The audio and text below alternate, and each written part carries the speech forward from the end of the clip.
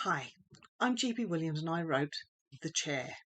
What I'm going to do in this session is introduce you to this book by reading a few snippets and telling you a bit about the inspiration behind it. While I wrote these words, please remember I'm not a performer, so forgive me if I fluff a line or two. So let's start with the blurb. That way you'll know what kind of book we're talking about. On snowbound Cadair Idris, death comes stalking. Cobb retreated to Cadair Idris for a solitary life of peace and quiet. It's a bubble that bursts when he and Brownwin Jones, the local vet, find an RTA victim during a blizzard and must shelter him in Cobb's home. When London's underbelly reaches Wales, they discover that modern inconveniences persist and that this isn't the uncivilization they know, nor is it the one they expected. Their presence throws close-knit community life into stark relief. Forced to help hide an injured hijacker from people who will kill to stop stolen information being spread, Cobb's not sure he's ready to rejoin the world when that means putting another woman in the firing line. Brownwin's not sure she can face the revelation of her darkest secret. And when they face the final showdown, they will all find that a Welsh mountain is no place to hide. As you can see, this book brings together some disparate threads, and it's set between London and Cadair Idris in the beautiful landscape of southern Snowdonia. Okay, so let's get straight to it. This is how the book starts. Chapter 1. Alex, Belsize Park. Why on earth would I agree to that? I made you. Mark was adamant, indignant even. Alex disagreed. Mark Levinson wasn't the major music journo he liked to believe. And he dressed like a teenager from the 80s, Alex thought. Faded blue jeans, white t-shirt, leather blues on, and a thinning mop of curly hair treacherously showing the dye marks. But Mark knew too much. At the time, Alex had considered it a worthwhile risk. Now he wasn't sure. Mark could prove dangerous if not kept on side. The journalist sat forward, snarling. I could unmake you. Unlikely. The truth would unmake Grebe OK, but there was a very good chance that Alex Berenger's reputation would be enhanced. It was a different truth that could drag them both into the mire. Thankfully, Mark didn't know that one. At least, Alex hoped not. Look, Mark said, trying a placating tone. Think of it this way. After the theft of Grebe OK's single, this can be his right to reply. He's known for not giving interviews, so releasing one now could get public sympathy on his side. Alex considered. Mark was very good at looking after Mark. If Mark got an exclusive interview, it would put his editor on side too. And if that meant looking after Alex et al., then so much the better. I can't guarantee anything. You're his golden boy, Mark smiled, apparently thinking he'd won. He won't say no. There was no guarantee of that either, and disagreement could be fatal, if he was lucky. As you can see, there's a lot going on and a lot at stake in the background of this story. Reputations, fame, money. They all have a lot to lose. I've been asked why I picked the music industry to set this in, and it's because I wanted a group of people who were famous without necessarily being recognisable. Anyone in film or television literally trades on their looks. They're instantly known. So I couldn't do this with a bunch of actors. Writers wouldn't work either. They don't tend to get famous in the same way. And there isn't enough money to be had from writing until you're up with the likes of Stephen King, Val McDermid, Ian Rankin, by which point people do tend to know what you look like. However, most of us recognise music without actually recognising the musicians. I also remember there are stories of acts that can't really sing but get into the charts anyway, because they're either using other people's voices or auto-tune or various other cheats. And then there was the whole Me Too movement, because like it or not, most industries are still run by men, and far too many of them put their own vanities before the talents of others. They can make and break careers on their whims. So the casting couch isn't just restricted to the film industry. And all of that had influence on what I was writing within The Chair. But what has any of that got to do with a mountainside in North Wales? Well, let me introduce you to Brownwin and Cobb. Chapter 3. Branwen and Cobb, Cadair Idris. Steep and rugged, the rough ground was treacherous underfoot. The spiky grasses stood angled and hard, ready to strike. The mountain skeleton lay exposed as rock, dictating shape, demonstrating obstinance. Frozen winds howled, buffeted, bit extremities, searched for roots through layers of clothing, sought to drag intruders to the edge and beyond. Icy poniards rained into eyes. Then, quick as a finger snap, the mountain might turn, as the Welsh would say, proper nasty. Slogging up the track, the volunteers of the mountain rescue reached the coordinates they had been given. Looking over the ledge, no lost walker came into view. As suddenly as it started, the rain stopped, the mountain offering them a break. The big grey dog, who had obediently stayed at the tallest man's side, padded 2 more metres along the ledge.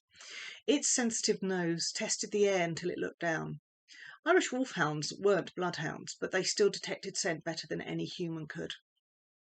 The group looked down the steep edge of the mountain. The low-hanging cloud around Kinkai parted like curtains, and the bright yellow of the man's jacket marked him where he slipped on the scree. Even from where they stood, the unnatural bend in the man's leg was obvious. "Wolverton, you and two, there." Cobb pointed to a flat, stable area 2 metres to his left. Finn, the dog, whined in response to the call to heel to get him out of the way. "The other 2 here with me. Jones, you'll go down with a stretcher and get him on it." Cobb stood at the ledge, the toes of his walking boots peeking over. While not his place to order this crew, he'd done it automatically. He was the most familiar with these situations. He knew how to get men back. The dry heat of Kamdesh was the opposite to the cold wet of Snowdonia. Here on Cadair Idris the elements froze his bones, but retrieval was retrieval. Stepping back, he turned to see Branwen Jones preparing her harness. The only woman in the group and the local vet. In the absence of the doctor on this call-out, she was the best first aider they had. Even as Michael Wolverton, the group leader, called down reassurances to the walker, Cobb moved to face Branwen. Her nose glowed red, her cheeks white, and that was pretty much all of her that was visible under the 4-season clothing and the hat tied over her ears and under her chin. Some would say it looked ridiculous. He thought it looked warm, sensible. "You okay with this?" he asked as she buckled the belt. "Of course," she shouted over the wind, but didn't look at him as she checked the buckles. "You belaying for me?" Naturally, any of the 2 could do it, but he felt more confident with her life in his hands. "I will." Easing his pack to the ground, he got into his own belt. Once the rope was sorted, and they checked each other's harnesses for safety and security. Branwen took his waistband and pulled the buckle tighter for a firmer fit. "You never do that tight enough." He did, he just liked when she tightened it. She checked again and looked up at him. "Ready?" he asked. She nodded. "But do me a favour. Don't stand so close to the edge as you were before. It's scary to see that when you're on your own. I don't want to see it when my life is in your hands." He nodded as she stepped back. The lifting cage would be lowered down to her, but the med kit she'd need was strapped to her back. Ropes were thrown down towards the mark, and when she was ready, she looked to Cobb. He braced, took up the last of the slack, and then she started to lean back, to abseil down to the fallen walker. So, why set this on a Welsh mountainside? Well, mostly because I wanted to contrast the reality of remote life with the hustle and bustle of city living. What you might have noticed from my accent is that I am actually from the southeast of England. Kent, not London, but I'm familiar enough with our capital city. I've also lived in Wales for more than half my life now. So I was going to go travelling. Then I met a Welshman, kind of kept the guy, and kissed the travel goodbye. As a result, I know what it's like to be an outsider in a place that's renowned for its community. And that's an interesting position to be in. It's the place Cobb finds himself in, and to a certain extent Branwen too. But for Branwen, she spent enough time outside of the village at veterinary college that she sees the village for what it is, and for what it has become for her. There are scars from her time away that drive her to do what she does through this book. Cobb, on the other hand, he just came to hide. Hiding from a past he won't talk about and can't forget. He doesn't know Branwen's past, and she doesn't know his, at least not all of it. What really doesn't help is that she's terrified that the village, and particularly Cobb, might find out. And when it's revealed, well, I'll leave you to read the book and find out what happens when that truth is revealed. So, every good thriller needs a good bad guy, and I think I have one in Baron. Here is where you get to meet him. Chapter 4, Baron Fulham. There was something very satisfying about watching a good fight. Not that this was a good fight, it was more a public beating. David versus Goliath. The only thing this David was going to have use for would be the one to support what looked like a fractured wrist. The smaller man had stopped jabbing with it a minute ago. Goliath, on the other hand, had barely broken a sweat. Being an illegal bare-knuckle fight didn't lessen the excitement of the event. Instead, it added to the piquancy. The potential for a raid was part of the draw. The warehouse had been boarded up years ago, condemned and yet to be demolished. The owners were a development company, builders who had sold a good story and a beautiful development plan, selling shoebox homes for hundreds of thousands to willing investors who thought they were getting the very best thing in modern living in the heart of London. What the developers got was easy money. What the investors got was shafted. The directors of the building company hadn't been seen in years. The only way one of them would ever be seen again is if the council decided to dig up the footings of a certain bridge. And even if they did, the skull had been so thoroughly fragmented, it would be an anthropologist's life work to rebuild it. A generator buzzed at the far end of the big, empty space, its rumble nothing to that of the crowd around the makeshift ring. Standing at the back of the roaring crowd in his chinos and shirt, Baron should have looked more out of place. Half of this clamouring audience consisted of booted and suited types, ready to play in the dirt a moment, desperate for the thrill of blood to compensate for their own damned impotence. David hit the canvas with a thud so hard it shook the building. The crowd reached a crescendo, and money, real money, paper money, untraceable money, changed hands. Baron looked at Goliath. Real name? Gary Shoreham. A big Scot with more sense than most people gave him credit for. Shoreham got paid by the fight. Any fight. So if a little wimp wanted to try his luck, as far as Shoreham was concerned, that was okay by him. Money for an easy fight was still money. Baron knew the fighting Shoreham liked best didn't take place in a ring, and it usually played a lot better. Baron very nearly didn't make the cut of this book.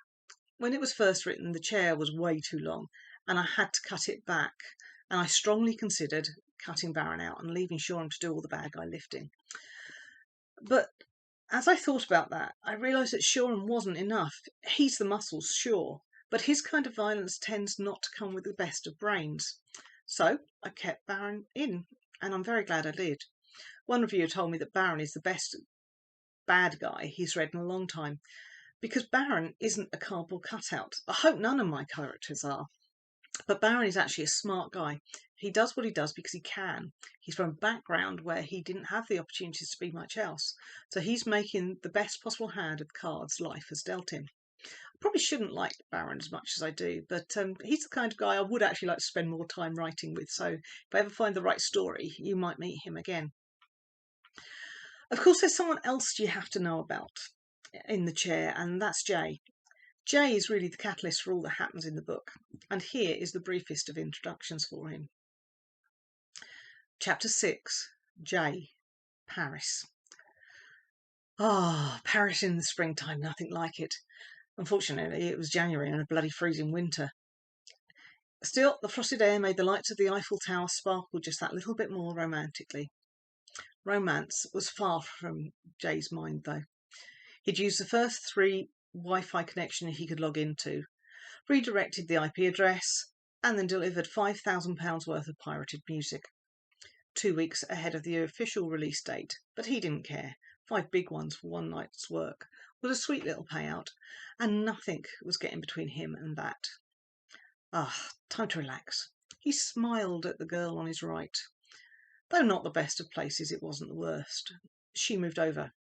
As chatter lines go, her opener lacked a certain je ne sais quoi. but luckily his fluent French allowed him to take advantage in every way possible. Jay's actually an interesting character. He's quite young, he's intellectually an overachiever, but he's not the most street smart young man you'll ever meet, nor is he a particularly good driver.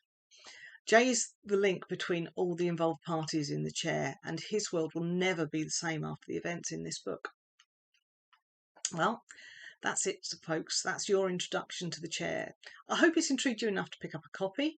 And if you want to know anything more about me or my writing, you can find me on Facebook, Twitter and Instagram. Just look for GB Williams. Or you can contact me via my website, which is Gail, Gail, gailbwilliams.co.uk.